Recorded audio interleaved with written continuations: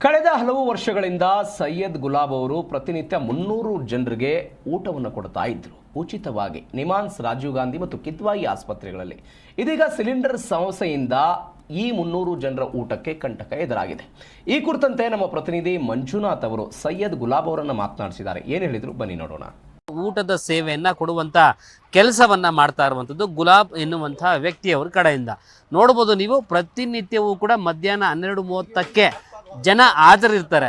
ಅಲ್ಲಿ ಪೇಷಂಟ್ಗಳು ಒಂದು ಕಡೆ ಆದರೆ ಪೇಷಂಟ್ಗಳ ಕುಟುಂಬದ ಪ್ರತಿನಿತ್ಯವೂ ಕೂಡ ಊಟದಿಂದ ಸಮಸ್ಯೆಯನ್ನು ಅನುಭವಿಸಬಾರ್ದು, ಯಾವುದೇ ಕಾರಣಕ್ಕೂ ಕೂಡ ಒಬ್ಬ ವ್ಯಕ್ತಿ ಹೊಟ್ಟೆಗೆ ಊಟ ಇಲ್ಲದೆ ಬಳಲಬಾರ್ದು ಎನ್ನುವಂಥ ಉದ್ದೇಶವನ್ನು ಇಟ್ಕೊಂಡು ಇಷ್ಟೂ ಜನರಿಗೆ ಊಟದ ಸೇವೆಯನ್ನು ಪ್ರತಿನಿತ್ಯವೂ ಕೂಡ ಕೊಡ್ತಾ ಇರುವಂಥದ್ದು ನೋಡ್ತಾ ಹೋಗ್ಬೋದು. ಅನ್ನ, ಸಾಂಬಾರು ಸೇರಿದಂತೆ ಪ್ರತಿನಿತ್ಯವೂ ಕೂಡ ಒಂದೊಂದು ಮೆನುವನ್ನು ಇಟ್ಕೊಂಡು 12:30 ಆಗ್ತಿದ್ದಂಗೆ ನಿಮಾನ್ಸ್ ಆಸ್ಪತ್ರೆಯ ಬಳಿ ಬಂದು ನಿಲ್ಲುವಂಥ ಕೆಲಸ ಆಗುತ್ತೆ. ಆ ವೆಹಿಕಲ್ ಬಂದು ನಿಲ್ತಿದ್ದಂಗೆ ನೂರಾರು ಜನರು ಬಂದು ಊಟವನ್ನು ಸೇವಿಸುವಂಥ ಕೆಲಸವನ್ನು ಮಾಡ್ತಾರೆ.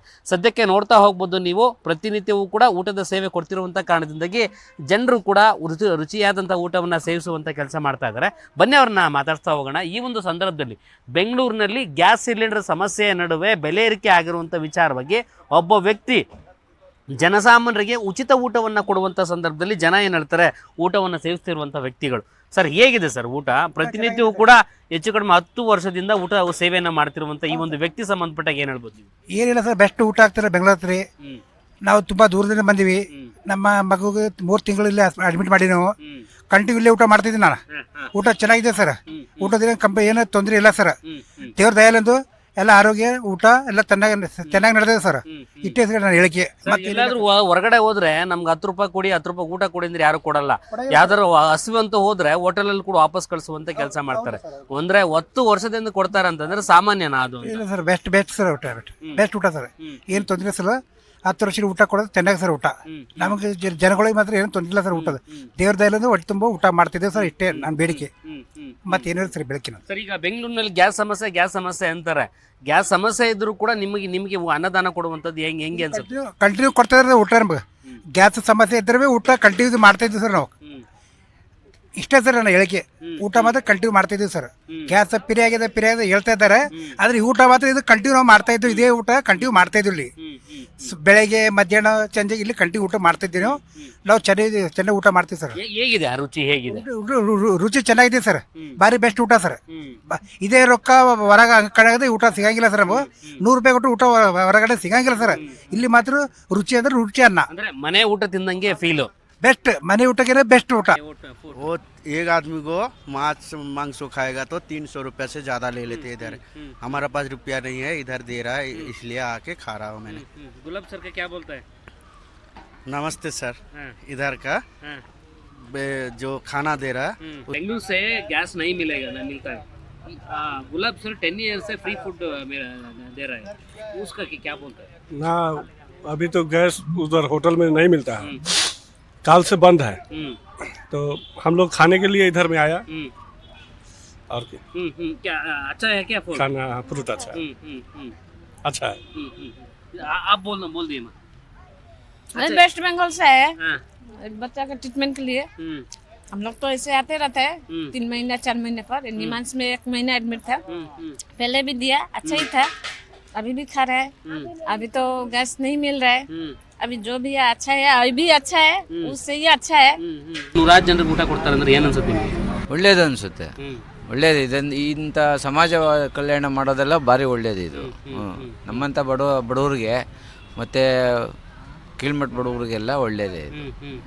ಅನ್ನದಾನ ಶ್ರೇಷ್ಠ ದಾನ, ಒಳ್ಳೇದು. ಅವ್ರಿಗೆ ದೇವ್ರು ಚೆನ್ನಾಗಿರಲಿ ಅಷ್ಟೇ ನಾವು ಕೇಳ್ಕೊಂಡು. ಪ್ರತಿನಿತ್ಯವೂ ಕೂಡ ಈ ರೀತಿ ಅನ್ನದಾನ ಮಾಡುವುದು. ಬೆಳಿಗ್ಗೆ ಮಧ್ಯಾಹ್ನ 2 ಟೈಮ್ ಕೊಡ್ತಾರೆ. ದಿನನಿತ್ಯ ಕೊಡ್ತಾರೆ, 10 ವರ್ಷದಿಂದ ಕೊಡ್ತಾನೆ ಇದ್ದಾರೆ. ನೀವು ತಿನ್ನಿದ್ದೀರಾ ಸರ್? ಊಟ ಹೇಗಿದೆ ಅಂತ? ಸೂಪರ್ ಆಗಿದೆ. ಅನ್ನ ಸಾಂಬಾರು, ಬೆಳಿಗ್ಗೆ ಬಿಸಿಬೇಳೆ ಬಾತ್ ಕೊಡ್ತಾರೆ. 2 ಜಾಗದಲ್ಲಿ ಕೊಡ್ತಾರೆ. ಇಲ್ಲೇ ನಿಮ್ಮಾನ್ಸ್ ಹತ್ರ ಚೆನ್ನಾಗಿ ಕೊಡ್ತಾರೆ. ಈ ಹೊರಗಡೆ ಹೋದ್ರೆ ಎಷ್ಟು ಕೊಡ್ಬೇಕಾಯ್ತು ಸರ್ ಈ ಊಟಕ್ಕೆ? ಕಮ್ಮಿ ಅಂದ್ರೆ 60 ರೂಪಾಯಿ ಕೊಡಬೇಕು. ಅದು ಇಷ್ಟು ಕೊಡೋದ ರೈಸು. ಒಂದು ಇದರಲ್ಲಿ ಒಂದು ಅರ್ಧ ರೈಸ್ ಕೊಡ್ತಾರೆ ಅಷ್ಟೇ. 1 ಕಪ್ ಸಾಂಬಾರು ಕೊಡ್ತಾರೆ, ಅದ್ರ ಮೇಲೆ ಕೊಡಲ್ಲ. ಹೊಟ್ಟೆ ತುಂಬ ಕೊಡ್ತಾರೆ ಸರ್ ಈಗ ಊಟ? ಇದು ಆ ಪ್ಲೇಟಲ್ಲಿ ಹಾಕಿದ್ಮೇಲೆ ತಿರ್ಗಾ ಹೋಗಿ ಹಾಕಿಸ್ಕೊಳ್ರಿ ಅಂತ ಅವರೇ ಹೇಳ್ತಾರೆ. ಹೊಟ್ಟೆ ತುಂಬ ಕೊಡ್ತಾರೆ, ಮನೆಗೂ ಎತ್ಕೊಂಡು ಹೋಗ್ತಾರೆ ಸುಮಾರು ಜನ. ಎಷ್ಟೋ ಬಡ ಕುಟುಂಬಗಳು ಇಲ್ಲಿ ಲೋಕದಲ್ಲಿರೋರೆಲ್ಲ ಮನೆಗಳು ತಗೊಂಡೋಗಿ ಸಂಸಾರ ನಡೆಸೋರು ಬೇಜಾರು ಜನ ಇದ್ದಾರೆ. ಸಿದ್ದಾಪುರದಲ್ಲಿರೋರು ಇರ್ಬೋದು, ಬೈಟ್ಸಂದ್ರದಲ್ಲಿರೋರು ಇರ್ಬೋದು, ಸುಮಾರು ತಿಲಕ್ ನಗರದಿಂದ ಬರ್ತಾರೆ. ತಿರ್ಗಿ ನಿಮ್ಮಾನ್ಸ್ ಅಲ್ಲಿ ಮೇನ್ ಗೇಟು, ಅಲ್ಲಿಂದ ಬರ್ತಾರೆ ಜನಗಳು ಸುಮಾರು. ಅಲ್ಲಿಂದ ಹುಡ್ಕೊಂಬರ್ತಾ ಅಂತಂದ್ರೆ ಯಾಕೆ ಹುಡುಗಿ ಆ ರೀತಿ ಇದೆಯಾ ಫುಡ್ ಅಂತ? ಫುಡ್ ಇಲ್ಲ, ಅನ್ನಕ್ಕೆ ಆಹಾಕಾರ. ಇವಾಗ ಹೋಟ್ಲಿಗೆ ಹೋದ್ರೆ ಎಷ್ಟೋ, ಇವಾಗ ಇಲ್ಲಿ ಇಂದಿರಾ ಗಾಂಧಿ ಹಾಸ್ಪಿಟ್ಲಲ್ಲಿ 1 ವರ್ಷ 1.5 ವರ್ಷದಿಂದ ಇದ್ದಾರೆ ಪೇಷಂಟ್ಗಳು. 1 ವರ್ಷಕ್ಕೆ ಎಷ್ಟಾಗುತ್ತೆ ಊಟಕ್ಕೆ? 3 ಟೈಮ್ ಊಟ. ಇಲ್ಲಿ ಫ್ರೀ ಕೊಡೋ ಜಾಗದಲ್ಲಿ ತಿಂತಾರೆ, ಫ್ರೀಯಾಗಿ ತಿಂತಾರೆ ಊಟಗಳು. ಹಂಗಾಗಿ ಇದು ಒಳ್ಳೇದಿದು, ಒಳ್ಳೆ ಕಾರ್ಯ. ರುಚಿ ಸರ್, ಹೋಟೆಲ್ ರುಚಿ ಇರುತ್ತಾ, ಮನೆ ಊಟ ರುಚಿ ಇರುತ್ತಾ? ಇದು ಮನೆ ಊಟ ಇದು. ಅದು ಹೋಟೆಲ್ ಸೋಡಾ ಗೀಡ ಟೇಸ್ಟಿಂಗ್ ಪೌಡರ್ ಹಾಕಿ ಕೊಡ್ತಾರೆ. ಇದು ಚೆನ್ನಾಗಿದೆ ಊಟ. ಈಗ ಬೆಂಗಳೂರಿನಲ್ಲಿ ಗ್ಯಾಸ್ ಸಮಸ್ಯೆ ನಡುವೆ ಈ ರೀತಿ ಊಟ ಸೇವೆ ಸಂಬಂಧಪಟ್ಟ ಏನಂತ? ಏನು ಸರ್? ಬೆಂಗಳೂರಲ್ಲಿ ಗ್ಯಾಸ್ ಸಿಗ್ತಾ ಇಲ್ಲ ಅಂತಾರೆ. ಸಿಗ್ತಾ ಇಲ್ಲ. ಅದ್ರ ಮಧ್ಯದಲ್ಲಿ ಈ ರೀತಿ ಸೇವೆ ಮಾಡೋರಿಗೆ ಒಳ್ಳೇದು, ಇನ್ನ ಭಾರಿ ಒಳ್ಳೇದು. ಇವಾಗ ಒಂದು ಗ್ಯಾಸ್ ತಗೊಬೇಕಂದ್ರೆ 7,000 8,000 ಹೇಳ್ತಾ ಇದ್ದಾರೆ ಮನೆ ಗ್ಯಾಸು. ಈ ಕಮರ್ಷಿಯಲ್ ಹೋಟ್ಲುಗಳು, ಈ ಹೋಟ್ಲು ಬಾಕ್ಲಾಕ್ 3 ದಿನ ಆಯಿತು. ಇಲ್ಲಿ ಹಂಗೆ ಚೆನ್ನಾಗಿ ಕೊಡ್ತಾಯಿದ್ರು. ಅವ್ರದ್ದು ಹೇಳ್ತಾರೆ 15,000 12,000 ಅಂತ ಗ್ಯಾಸ್ ಕಮರ್ಷಿಯಲ್ಲು. ಏನು ಮಾಡ್ತಾರೆ ಅವರು? 12,000 13,000 ಕೊಟ್ಟು ₹1 2 ರೂಪಾಯಿ ಲಾಭ ಇಟ್ಕೊಂಡಿರ್ತಾರೆ. ಏನು ಮಾಡ್ತಾರೆ ಅವರು? ಇಂಥ ಇದಕ್ಕೂ ಸಮಾಜ ಸೇವೆ ಇದು ಭಾರಿ ಒಳ್ಳೆ ಕೆಲಸ. ಒಳ್ಳೇದಾಗ್ಲಿ ಸರ್, ದೇವರವ್ರಿಗೆ ಚೆನ್ನಾಗಿರ್ಲಿ. ಮಕ್ಕನ ಪಾಪಗೆ ಹುಷಾರಿರ್ಲಿಲ್ಲ, ಅದಕ್ಕೆ ಹಾಸ್ಪಿಟಲ್. ಈಗ ಪ್ರತಿನಿತ್ಯ ಈ ರೀತಿ ಊಟ ಸೇವೆ ಕೊಡ್ತಿರೋದಕ್ಕೆ ಅನ್ಸುತ್ತೆ, ಏನನ್ಸುತ್ತೆ? ಖುಷಿ ಆಗುತ್ತೆ. ಹೊಸ್ಕೊಂಡಿರೋರಿಗೆ ಅನ್ನ ಕೊಟ್ಟಂಗೆ ಅವ್ರ ದುಡ್ಡು ಉಳಿಯುತ್ತೆ, ಊಟನೂ ಸೇರುತ್ತೆ. ಒಬ್ಬೊಬ್ರು ದುಡ್ಡಿಲ್ಲ ಅಂತ ಊಟ ಮಾಡ್ದಂಗೆ ಇರ್ತಾರೆ. ಈ ತರ ಕೊಟ್ಟಿದ್ಕೆ ಅವ್ರಿಗೆ ಹೊಟ್ಟೆ ತುಂಬಾ ಊಟ ಮಾಡ್ತಾರೆ. ಇಲ್ಲಿ ಪ್ರತಿನಿತ್ಯ ತಿಂತಾ ಇದ್ರೆ ಊಟ ಇವರು ಬಳಿ ಬಂದು? ನಾವು ರೀಸೆಂಟ್ ಆಗಿ ಬಂದಿರೋದು, ಎಲ್ಲ ಹೇಳ್ತಾರೆ ಡೈಲಿ ಕೊಡ್ತಾರೆ. ಮನೆ ಊಟದ ತರದ್ದು ಇದೆಯಾ, ಹೋಟೆಲ್ ಊಟದ ತರದ್ದು? ಮನೆ ಊಟದ ತರನೇ ಇದೆ. ಹೊರಗಡೆ ಹೋಗಿದ್ರೆ ಎಷ್ಟು ಕೊಡ್ಬೇಕಾಯ್ತು ಈ ಊಟಕ್ಕಾಗಿದ್ರೆ? ಅದೇ 50-60 ಕೊಡ್ಬೋದಿತ್ತು. ಚೆನ್ನಾಗಿದೆ ಊಟ. ಈಗ 3 ವರ್ಷದಿಂದಲೂ ಕೂಡ ಊಟಕ್ಕೆ ಏನು ಸಮಸ್ಯೆ ಆಗಿಲ್ಲ? ಸಮಸ್ಯೆ ಆಗಿಲ್ರಿ, ಕೊಡ್ತಾರೆ ಪುಣ್ಯವಂತರು ಕೊಡ್ತಾರೆ. ಅದೇ ಎಷ್ಟು ಹೆಚ್ಚಿಗೆ ಒಯ್ದು ಇಟ್ಕೋತೀನಿ, ಸಾಯಂಕಾಲ ಅದೇ ಎಷ್ಟು ಉಣ್ತೀನಿ. ಮತ್ತು ಇದು ಯಾರ್ದ ನೀವು ಅಂತಾರೆ ಬಂದು ಕೊಡ್ತಾರೆ, ಆಡ್ಬಾರ್ದು ಕೊಡ್ತಾರೆ. ಇವ್ರ ದಿನ ಇಲ್ಲಿ ತರ್ತಾರೆ, ಇವ್ರ ಹತ್ರ ದಿನ ಬಿಡಂಗಿಲ್ಲ ನಂಗೆ ಊಟ. ದಿನ ಒಯ್ದು ಸ್ವಲ್ಪ ಮನೆ ಹತ್ರ ಫ್ರೆಂಡ್ ಆಗ್ಬಿಟ್ಟಿದ್ದಾನೆ. ಹ್ಞೂ ರೀ, ಆಗಿದಾರೆ. 3,000 ಇನ್ನೂ 600-700 ದಿನದಿಂದ ಕೊಡ್ತಾವ್ರೆ, 10 ವರ್ಷದಿಂದ ಕೊಡ್ತಾವ್ರೆ. ಹಿಂಗೆ ಕೊಡಕ್ಕಾಗತ್ತಾ ಯಾರಾದ್ರು? 80 ರೂಪಾಯಿ ರೀ ಇದ ಊಟ ಅಂಗಡಿಯಾಗ ಹೋದ್ರು. ಈಗ ನಮ್ದು ಪುಣ್ಯ ಐತಿ, ನಿಮ್ಮನ್ನ ನೀಡೋ ಪುಣ್ಯ ಐತಿ, ಊಟ ಮಾಡ್ತಾರೆ.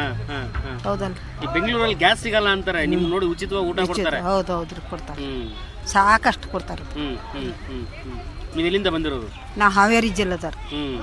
ಎಷ್ಟು ದಿನದಿಂದ ಇಲ್ಲಿ ಇವ್ರ ಹತ್ರ ಊಟ ಮಾಡ್ತೀರಾ? 8 ದಿನ ಆತ್ರಿ ಊಟ. 8 ದಿನದಿಂದನು ಬೆಳಗ್ಗೆ ನಾಷ್ಟ ಗೀಷ್ಟೆಲ್ಲ ಸಿಗುತ್ತೆ, ಬೇರೆ ಕಡೆ ಎಲ್ಲ ಇಲ್ಲಿ ಊಟ ಸಿಗುತ್ತೆ. ಹೇಗಿರುತ್ತಮ್ಮ ಊಟ? ಚೆನ್ನಾಗಿರ್ತದೆ, ರುಚಿ ರುಚಿ ಎಲ್ಲ ಮಾಡ್ತಾರೆ.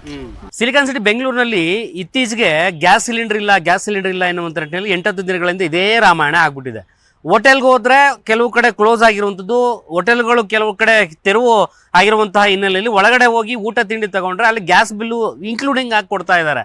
ಈ ಒಂದು ಮಧ್ಯದಲ್ಲಿ ಹೋಟೆಲ್ ಕ್ಲೋಸ್ ಆಗಿರೋದು ಒಂದು ಕಡೆ ಆದರೆ, ಹೆಚ್ಚುವರಿ ಬಿಲ್ಲನ್ನು ಊಟದ ರೂಪದಲ್ಲಿ ಊಟಕ್ಕೆ ಹಾಕುವಂಥ ಕೆಲಸ ಕೆಲವೊಂದು ಹೋಟೆಲ್ ಮಾಲೀಕರು ಮಾಡ್ತಾ ಇರುವಂಥದ್ದು. ಇದೆಷ್ಟೆಲ್ಲ ನಡುವೆ ಬೆಂಗಳೂರಿನ ನಿಮಾನ್ಸ್ ಬಳಿ ಒಬ್ಬ ವ್ಯಕ್ತಿ ಏನಿದ್ದಾರೋ ಆ ವ್ಯಕ್ತಿ ಹೆಚ್ಚು ಕಡಿಮೆ 10 ವರ್ಷದಿಂದ ಉಚಿತವಾದಂಥ ಅನ್ನದಾನವನ್ನು ಮಾಡುವಂಥ ಕೆಲಸ ಆಗ್ತಾ ಇದೆ. ಆ ವ್ಯಕ್ತಿ ನಮ್ಮ ಜೊತೆಗಿದ್ದಾರೆ. ಇವತ್ತು ರೋಟಿ ಚಾರಿಟಿ ಟ್ರಸ್ಟ್ ಎನ್ನುವಂತಹ ಒಂದು ಟ್ರಸ್ಟನ್ನು ನಡೆಸ್ಕೊಂಡು ಇದುವರೆಗೂ ಕೂಡ 3,600ಕ್ಕೂ ಹೆಚ್ಚು ದಿನಗಳಿಂದ ಸಾಮಾನ್ಯವಾದಂಥ ಕೆಲಸ ಅಲ್ಲ, ಉಚಿತವಾದಂಥ ಊಟವನ್ನು ಕೊಡುವಂಥ ಕೆಲಸ ಮಾಡ್ತಾರೆ. ಪ್ರತಿನಿತ್ಯವೂ ಕೂಡ 200-300 ಜನ ಊಟವನ್ನು ಸ್ವೀಕಾರ ಮಾಡಿ ಅವರಿಗೆ ದೇವರು ಒಳ್ಳೇದು ಮಾಡಲಿ ಎನ್ನುವಂಥ ನಿಟ್ಟಿನಲ್ಲಿ ಆಶೀರ್ವಾದವನ್ನು ಮಾಡಿ ಹೋಗುವಂಥ ಕೆಲಸ ಮಾಡ್ತಾರೆ. ಆ ವ್ಯಕ್ತಿ ನಮ್ಮ ಜೊತೆಗಿದ್ದಾರೆ. ಯಾಕೆ ಉಚಿತವಾದಂಥ ಊಟವನ್ನು ಕೊಡ್ತಾ ಇದ್ದಾರೆ, ಜೊತೆಗೆ ಈ ಒಂದು ಜನ್ರೇಷನಲ್ಲಿ, ಈ ಒಂದು ಪರಿಸ್ಥಿತಿಯಲ್ಲಿ ಒಂದು ಕಡೆ ಗ್ಯಾಸ್ ಸಿಲಿಂಡರ್ ಇಲ್ಲ, ಮತ್ತೊಂದು ಕಡೆ ಬೆಲೆ ಏರಿಕೆ ದುಪ್ಪಟ್ಟಾಗಿರುವಂಥದ್ದು, ಮತ್ತು ಈ ಒಂದು ವ್ಯಕ್ತಿಯನ್ನು ನೋಡೋದಾದರೆ ಉಚಿತವಾದಂಥ ಊಟವನ್ನು ಕೊಡುವಂಥದ್ದು ಯಾಕೆ ಎನ್ನುವಂಥ ಪ್ರಶ್ನೆ. ಸರ್, ಯಾಕೆ ಈ ಒಂದು ಸೇವೆಯನ್ನು ಮಾಡ್ತಾ ಇರುವಂಥದ್ದು? ಈಗ ಗೊತ್ತಾಗ್ತಾ ಇದೆ ನಿಮಗೆ, ಗ್ಯಾಸ್ ಸಿಲಿಂಡರ್ ಸಿಗ್ತಾ ಇಲ್ಲ, ಗ್ಯಾಸ್ ಸಿಲಿಂಡರ್ ಬೇಕು ಅಂತಂದರೆ 8,000-10,000 ಕೊಡ್ತೀನಿ ಅಂದರೆ ಕೊಡೋಕ್ಕೆ ರೆಡಿ ಇಲ್ಲ. ಇಂಥ ಸಂದರ್ಭದಲ್ಲಿ ಹೆಂಗೆ ಸರ್ ನೀವು ಮಾಡ್ಲಿಕ್ಕೆ ಸಾಧ್ಯ ಅಂತ? ಏನೋ ದೇವರು ಕೃಪಾ ಇದೆ ನಮ್ಮ ಮೇಲೆ. ಹೆಂಗ ಸ್ವಲ್ಪ ಅಡ್ಜಸ್ಟ್ ಮಾಡಿ ಒಂದು 4 ದಿವಸ ತನಕ ನಮ್ಮ ಹತ್ರ ಒಂದು ಸಿಲಿಂಡ್ರ್ ಇದೆ, ಅಡ್ಜಸ್ಟ್ ಮಾಡ್ಕೊಂಡು ಮಾಡಿಸ್ಬೋದು. ಯಾಕಂದರೆ ಅದು ಆದಮೇಲೆ ಎಲ್ಲರಿಗೆ ಕೈ ಮುಗಿದು ಹೇಳ್ತಾ ಇದ್ದೀನಿ, ಯಾರ್ಯಾರು ಊಟಕ್ಕೆ ಬರ್ತಾ ಇದ್ದಾರೆ ಜನಗಳು. ಇವಾಗ 4 ದಿವಸ ಇರುತ್ತೋ 5 ದಿವಸ ಇರುತ್ತೆ, ಆದಮೇಲೆ ಏನಾಗುತ್ತೋ ಗೊತ್ತಾಗ್ತಾ ಇಲ್ಲ. ಯಾಕಂದರೆ ಭಾಳ ತೊಂದರೆ ಆಗಿಬಿಡ್ತಾ ಇದೆ ಗ್ಯಾಸ್ಗೆ. ಅಂದರೆ ನಮಗೆ ನಮ್ಮ ಕುಕ್ಗೆ ಆ ಸೌದೆನಲ್ಲಿ ಮಾಡೋಕ್ಕೆ ಐಡಿಯಾ ಇಲ್ಲ. ಯಾಕಂದರೆ ನಮ್ಮದು ಕಿಚನ್ ಒಳಗಡೆ ಇರೋದು ಆ ಥರ ಇದೆ. ಗ್ಯಾಸ್ ಇಲ್ಲ ಅಂದರೆ ತುಂಬ ಕಷ್ಟ ಆಗಿಬಿಡುತ್ತೆ. ಯಾಕಂದರೆ ಅದು ಕಷ್ಟ ಅದು ಕೋವಿಡ್ನಲ್ಲಿ ಬಂದಿದ್ದು ಕಷ್ಟ, ಅದು ಬೇರೆ ಕಷ್ಟ. ಅದಕ್ಕಿಂತ ಇದು ಜಾಸ್ತಿ. ಯಾಕಂದರೆ ಆ ಟೈಮ್ನಲ್ಲಿನೂ ನಮಗೆ ಗ್ಯಾಸ್ ಸಿಗ್ತಾ ಇತ್ತು, ಹೆಂಗಾದ್ರೂ ಒಂದು ಗ್ಯಾಸ್ ಸಿಗ್ತಾ ಇತ್ತು. ಈ ಟೈಮ್ನಲ್ಲಿ ಖಂಡಿತ ನಮಗೆ ಗ್ಯಾಸ್ ಸಿಗ್ತಾಯಿಲ್ಲ. ಹೆಂಗೋ ಅಡ್ಜಸ್ಟ್ ಮಾಡಿ ಬೇರೆ ಬೇರೆ ಮನೆಯವ್ರ ಹತ್ರ ಸ್ವಲ್ಪ ರಿಕ್ವೆಸ್ಟ್ ಮಾಡಿ ಒಂದೊಂದು ಸಿಲಿಂಡ್ರ್ ತೊಗೊಂಡು ಅಡ್ಜಸ್ಟ್ ಮಾಡ್ತಾ ಇದ್ವಿ. ಯಾಕಂದರೆ ನಮಗೆ 2 ದಿವಸಕ್ಕೆ 1 ಸಿಲಿಂಡ್ರ್ ಆಗುತ್ತೆ. ಇವಾಗ 250 ಜನಕ್ಕೆ ನಾವು ಡೈಲಿ ಊಟ ಮಾಡಿಸ್ಬೇಕು ಮಧ್ಯಾಹ್ನ ಟೈಮ್ನಲ್ಲಿ. ತುಂಬ ಕಷ್ಟ ಆಗ್ತಾ ಇದೆ. ನೋಡೋಣ, ಒಂದು 5 ದಿವಸ ತನಕ ಒಂದು ಸ್ಟಾಕ್ ಇದೆ. ನೋಡೋಣ, ದೇವರು ಏನಾದರೂ ದೇವರ ಕೃಪೆಯಿಂದ ಏನಾದರೂ ಈ ವಾರ ಇದೆ ಅಲ್ವಾ, ಏನಾದರೂ ಜಲ್ದಿ ಏನಾದರೂ ಆಗಿದ್ರೆ ನಮಗೆ ಸೌಲಭ್ಯ ಆಗತ್ತೆ ಅಂತ ಹೇಳಕ್ಕೆ ಬಯಸ್ತೀನಿ. ಒಂದು ವೇಳೆ ಖಾಲಿ ಆದರೆ ಎಲ್ಲಂಗೆ ಸಂಪರ್ಕ ಮಾಡಿದ್ರೆ ಸರ್ ಗ್ಯಾಸ್ ಸಿಲಿಂಡರ್ಗೆ ಹೇಗೆ ಅಂತೇಳಿ? ಇಲ್ಲ, ಎಲ್ಲ ಏಜೆನ್ಸಿಗೆ ಹೋಗಿ ಬಂದಿದ್ದೀನಿ. ಎಲ್ಲ ಲಾಕ್ ಇದೆ, ಎಲ್ಲ ಲೈನ್ ಇದೆ. ನೀವು ಬುಕ್ಕಿಂಗ್ ಮಾಡಿದ್ದೀರಾ ಅಂತ ಆಲ್ರೆಡಿ ನಾನು ಬುಕ್ಕಿಂಗ್ ಮಾಡಿದ್ರೇನು ಅದು ಬರೋಕ್ಕೆ 10 ದಿವಸ ಆಗ್ತಾ ಇದೆ. ಒಂದು 10 ದಿವಸ ಬ್ಯಾಕ್ ನಾನು ಬುಕ್ಕಿಂಗ್ ಮಾಡಿದ್ದೀನಿ, ಅದೂ ಬರ್ತಾ ಇಲ್ಲ. ಯಾಕಂದರೆ ನಾನು ಕಮರ್ಷಿಯಲ್ ಯೂಸ್ ಮಾಡ್ಕೊಂಡಿದ್ದು, ಅದನ್ನು ಇವಾಗ ಸಪ್ಲೈನೇ ಮಾಡ್ತಾ ಇಲ್ಲ. ಇವಾಗ ನನ್ನ ಮನೆಯಲ್ಲಿ ಇದ್ದಿದ್ದು ಎಕ್ಸ್ಟ್ರಾ ಸಿಲಿಂಡ್ರ್ ಅದು ತೊಗೊಂಡು ಬಂದ್ಬಿಟ್ಟು ಯೂಸ್ ಮಾಡ್ತಾ ಇದ್ದೀನಿ ನಾನು. ಸರ್, ಈಗ ಹೆಚ್ಚು ಕಡಿಮೆ 10 ವರ್ಷ ಹೆಂಗ್ ಸಾಧ್ಯ ಸರ್ ಇದು ಅಂತೇಳಿ? 10 ವರ್ಷದಿಂದ, ಯಾಕಂದರೆ ಇಲ್ಲಿ ಸುಮಾರು ಜನ ಅನೇಕ ಸ್ಟೇಟಿಂದ ಬಂದಿರ್ತಾರೆ. UP, ಬಿಹಾರ್, ಒಡಿಶಾ, ವೆಸ್ಟ್ ಬೆಂಗಾಲ್, ಕಲ್ಕಟ್ಟ ಮತ್ತು ಕರ್ನಾಟಕದಿಂದ ಗುಲ್ಬರ್ಗ, ರಾಯಚೂರು, ಬಳ್ಳಾರಿ. ಯಾಕಂದರೆ ಇಲ್ಲಿ 4 ಹಾಸ್ಪಿಟಲ್ ಇದೆ. ನಿಮ್ಯಾನ್ಸ್ ಹಾಸ್ಪಿಟಲ್ ಇದೆ, ಮತ್ತು ಇಂದಿರಾ ಗಾಂಧಿ ಚಿಲ್ಡ್ರನ್ಸ್ ಹಾಸ್ಪಿಟಲ್ ಇದೆ ಮಕ್ಕಳದು, ಮತ್ತು TB ಹಾಸ್ಪಿಟಲ್ ಇದೆ, ಸಂಜಯ್ ಗಾಂಧಿ ಹಾಸ್ಪಿಟಲ್ ಇದೆ. ಸ್ವಲ್ಪ ಒಂದು 4 ಮೀಟರ್ ಡಿಸ್ಟೆನ್ಸ್ನಲ್ಲಿ ಒಂದು ಕಿಡ್ವೆ ಹಾಸ್ಪಿಟಲೂ ಇದೆ ಕ್ಯಾನ್ಸರ್ದು. ಯಾಕಂದರೆ ಇಲ್ಲಿ ಬರೋರು ಜನ ಪಾಪ ಎಲ್ಲರೂ ಬಡವರು, ಎಲ್ಲ ಮಿಡಿಲ್ ಕ್ಲಾಸಿಂದ ಲೋ ಕ್ವಾಲಿಟಿ ಅವರು ಬರೋರು. ಯಾಕಂದರೆ ಪಾಪ ಅವ್ರಿಗೆ ತುಂಬ ಕಷ್ಟ ಇರುತ್ತೆ. ಯಾಕಂದರೆ ಇಲ್ಲಿ ಹೋಟೆಲ್ನಲ್ಲಿ ತಿನ್ಬೇಕಾಕಂದ್ರೆ ಒಬ್ರಿಗೆ 100ರಿಂದ 150 ರೂಪಾಯಿ ಆಗುತ್ತೆ. ಹೆಂಗಾದರೂ ಒಬ್ರಿಗೆ ಏನಾದರೂ ಒಂದು ಒಳ್ಳೆ ಕೆಲಸ ಮಾಡೋಣ ಅಂತ ಒಂದು 10 ವರ್ಷದಿಂದ ಸುಮಾರು ಮಧ್ಯಾಹ್ನ ಟೈಮ್ನಲ್ಲಿ ಒಂದು 250 ಜನಕ್ಕೆ ಊಟ ಕೊಡ್ತಾ ಬರ್ತಾ ಇದ್ದೀನಿ. ನಾನು ಗಾಡಿ ಬರ್ತಿದ್ದಂಗೆ ಪರ್ಮನೆಂಟ್ ಆಗಿ 100-200 ಜನ ನಿಂತೇ ಬಿಟ್ಟಿರ್ತಾರೆ. ಬೇರೆ ಕಡೆ ಯಾರೋ ಕೊಡ್ತೀರಂತಂದ್ರು ಕೂಡ ಅಲ್ಲಿ ಹೋಗುವಂತ ಕೆಲಸ ಮಾಡಲ್ಲ. ನಿಮ್ಮ ಊಟ ಅಂದ್ರೆ ಅಷ್ಟೊಂದು ಟೇಸ್ಟ್ ಇರುತ್ತಾ ಎನ್ನುವಂತ ನಿಟ್ಟಿನಲ್ಲಿ ಅಷ್ಟೊಂದು ಹೈಜೀನಿಕ್ಕಿಂದ ನಾವು ಊಟ ಮಾಡ್ಕೊಂಡು ತೊಗೊಂಡು ಬಂದ್ಬಿಟ್ಟು ವೆಜಿಟೇಬಲ್ನು ಸೀಸನ್ ವೈಸ್ನಲ್ಲಿ ಯಾವುದು ವೆಜಿಟೇಬಲ್ ಚೆನ್ನಾಗಿರುತ್ತೆ ಆ ಟೈಪ್ನಲ್ಲಿ ನಾವು ಒಂದೊಂದು ಟೈಮು ಗೀ ರೈಸ್ ಇರುತ್ತೆ. ಸೀಸನ್ ವೈಸ್ ಯಾವ ವೆಜಿಟೇಬಲ್ ಇರುತ್ತೆ ಆ ವೆಜಿಟೇಬಲ್ ತೊಗೊಂಡು ಬಂದ್ಬಿಟ್ಟು ಮಾಡ್ತೀನಿ. ಯಾಕಂದರೆ ಇಲ್ಲಿ ನಾವು 12ವರೆಗೆ ಬಂದರೆ ಜನ ಪಾಪ 11ವರೆ ಇಂದಾನೆ ಬಂದು ಕಾಯ್ಕೊಂಡಿರ್ತಾರೆ. ಕ್ಯೂ ನಿಂತ್ಕೊಂಡಿರ್ತಾರೆ. ಕೆಲವು ಜನ ಬೆಳಗ್ಗೆ ನಾಷ್ಟಾನು ಮಾಡಲ್ಲ, ಆ ಥರ ಜನನೂ ಇರ್ತಾರೆ. ಏನು ಟೀ ಕುಡ್ಕೊಂಡು ಕಾಫಿ ಕುಡ್ಕೊಂಡು ಇರ್ತಾರೆ. ಆ ಥರ ಜನ ಪಾಪ ಕಾಯ್ಕೊಂಡು ಇರ್ತಾರೆ. ತಗೊಂಡು ತಿಂದು ಅವರು ಸಾಯಂಕಾಲಗೇನು ಪಾರ್ಸಲ್ ತಗೊಂಡು ಡಬ್ಬಿನಲ್ಲಿ ಹೋಗ್ತಾರೆ. ಇದು ಮುಂದುವರಿಯುತ್ತಾ ಹೇಗೆ ಸರ್ ಗ್ಯಾಸ್ ಒಂದು ವೇಳೆ ಸಿಗದೇ ಇದ್ದ ಪಕ್ಷದಲ್ಲಿ? ಇಲ್ಲ, ಕಷ್ಟ ಆಗ್ತಾ ಇದೆ. ಮುಂದುವರಿಯುತ್ತೋ ಅಂತ ಗೊತ್ತಾಗ್ತಾ ಇಲ್ಲ. ಹೆಂಗೆ ಮಾಡಬೇಕು ಅಂತ ನನಗೆ ಎಲ್ಲರಿಗೆ ಎಲ್ಲ ಗ್ಯಾಸ್ ಏಜೆನ್ಸಿ ಅವ್ರಿಗೆ ನನಗೆ ರೆಗ್ಯುಲರಾಗಿ ತೊಗೊಂಡು ಬರೋ ಒಂದು ಗ್ಯಾಸು ಅವನು ಫೋನೇ ಸ್ವಿಚ್ ಆಫ್ ಮಾಡಿಬಿಟ್ಟಿದ್ದಾನೆ. ಯಾಕಂದರೆ ಅವನಿಗೇನೋ ತುಂಬ ಹೆಡೇಕ್ ಇದೆ. ಎಲ್ಲರೂ ಸುಮಾರು ಫೋನ್ ಮಾಡ್ತಾರೆ. ನಾನು ಏಜೆನ್ಸಿಗೆ ಹೋದರೆ ಅಲ್ಲಿನೂ ಲಾಕ್ ಮಾಡಿದ್ದಾರೆ. ಬರೀ ಒಬ್ಬೊಬ್ರಿಗೆ ಕ್ಯೂನಲ್ಲಿ ಕಳಿಸ್ತಾ ಇದ್ದಾರೆ. ಯಾರು ಬುಕ್ಕಿಂಗ್ ಇದ್ರೇನು ಅದು 10 ಡೇಸು ಆದಮೇಲೆ ಅಂತ ಅವ್ರು ಹೇಳ್ತಾ ಇದ್ದಾರೆ. ಅದು ಕಷ್ಟ ಆಗ್ತಾ ಇದೆ. ಇವಾಗ 4 ದಿನ ತನಕ ನನ್ನ ಹತ್ರ ಸ್ಟಾಕ್ ಇದೆ ಗ್ಯಾಸು. ಇವಾಗ ಅದು ಆದ್ಮೇಲೆ ದೇವರೇ ಏನಾದ್ರು ಒಲೆ ಗಿಲೆ ಇಟ್ಕೊಳ್ಳೋಕೆ ಜಾಗ, ಅಡಿಗೆ ಮಾಡ್ಲಿಕ್ಕೆ ಜಾಗ ಇಲ್ಲ, ಆ ತರ ವ್ಯವಸ್ಥೆ ಇಲ್ಲ. ಅದು ಒಂದು ಚಿಕ್ಕದು ಮನೆ. ಅದು ಆ ಮನೆಯಲ್ಲಿ ನಾನು ಒಂದು ಗ್ಯಾಸ್ ಸ್ಟೋವ್ ಇಟ್ಬಿಟ್ಟು ಒಂದು ಡಬಲ್ ಬರ್ನಲ್ದು ಇಟ್ಬಿಟ್ಟು ಅಲ್ಲಿ ಮಾಡ್ತಾ ಇರೋದು. ಯಾಕಂದ್ರೆ ನಾನು ಬಾಡಿಗೆ ಮನೆಯಲ್ಲಿ ಅದು ಕಿಚನ್ ಸೆಟಪ್ ಮಾಡಿರೋದು. ಅವ್ರೂ ಅವಕಾಶ ಮಾಡಕ್ ಕೊಡಲ್ಲ. ಆ ತರ ಇದೆ ಸಮಸ್ಯೆ. ಅಂದ್ರೆ ದೇವರೇ ದಿಕ್ಕು ಹಾಗಾದ್ರೆ ಇಷ್ಟು ಜನರಿಗೆ ಸೇವೆ ಮಾಡ್ತಿರುವಂತವ್ರು ನಿಮಗೆ ದೇವರೇ ದಿಕ್ಕು ಎನ್ನುವಂಥದ್ದು ಈ ಗ್ಯಾಸ್ ಸಿಲಿಂಡರ್ ವಿಚಾರದಲ್ಲಿ ಆ ಥರ ಬಂದ್ಬಿಟ್ಟಿದೆ. ಏನೋ ದೇವರು ಏನಾದರೂ ಕೃಪೆ ಮಾಡಿ ಏನಾದರೂ ಅದು ನಡೀತಾ ಇರೋದು ವಾರು ಯಾರಿಗೆ ಸರಿಗೆ ಇಲ್ಲ, ಅದು ನಿಂತೋಗಿದ್ರೆ ಬಂದರೆ ಇವಾಗ ನ್ಯೂಸ್ನಲ್ಲಿ ಬರ್ತಾ ಇದೆ ಏನೋ 2 ಟ್ಯಾಂಕರ್ ಬಂದಿದೆ ಅಂತ. ಟೋಟಲ್ 24 ಟ್ಯಾಂಕರ್ನಲ್ಲಿ 2 ಬಿಟ್ಟಿರೋದು. ಅದು 2 ಬಂದು ಇಲ್ಲಿ ಇಂಡಿಯಾಗೆ ಬಂದು ತಿರ್ಗಾ ಅದು ರೀಸೈಕ್ಲಿಂಗ್ ಆಗಿ ತಿರ್ಗಾ ಡಿಸ್ಟ್ರಿಬ್ಯೂಟ್ ಆಗತ್ತೆ ತನಕ ಎಷ್ಟು ದಿವಸ ಆಗುತ್ತೆ ಅದು ದೇವರಿಗೆ ಗೊತ್ತು. ಆ ಥರ ಇದೆ ಪರಿಸ್ಥಿತಿ ಸದ್ಯಕ್ಕೆ. ನೋಡಿದ್ರಲ್ಲ, ಸಿಲಿಕಾನ್ ಸಿಟಿ ಬೆಂಗಳೂರಿನಲ್ಲಿ ಗ್ಯಾಸ್ ಸಿಲಿಂಡರ್ ಸಮಸ್ಯೆ ಏನೆಲ್ಲ ತೊಂದರೆಗಳನ್ನು ಕೊಡುವಂಥ ಕೆಲಸ ಆಗುತ್ತೆ ಅನ್ನುವಂಥ ಸದ್ಯಕ್ಕೆ ಈಗ ಏನು ನಾನು ನಿಮ್ಗೆ ತೋರಿಸ್ತಾ ಇದ್ದೀನಿ, ರೋಟಿ ಚಾರಿಟಿ ಟ್ರಸ್ಟ್ ವತಿಯಿಂದ ಕಳೆದ 10 ವರ್ಷಗಳಿಂದ ಉಚಿತವಾದಂಥ ಊಟದ ಸೇವೆಯನ್ನು ಮಾಡ್ಕೊಂಡು ಬರ್ತಿರುವಂಥ ಕೆಲಸ ಒಂದು ಕಡೆ ಜನರಿಗೆ ಕಾಪಾಡುವಂಥ ದೃಷ್ಟಿಕೋನದಲ್ಲಿ ಆದರೆ, ಈಗ ಸದ್ಯಕ್ಕೆ ಗ್ಯಾಸ್ ಸಿಲಿಂಡರ್ ಸಮಸ್ಯೆಯಿಂದ ಇನ್ನುಳಿದ 4-5 ದಿನಗಳ ಮಾತ್ರ ಕೊಡಲಿಕ್ಕೆ ಸಾಧ್ಯ ಆಗ್ತಾ ಇದೆ.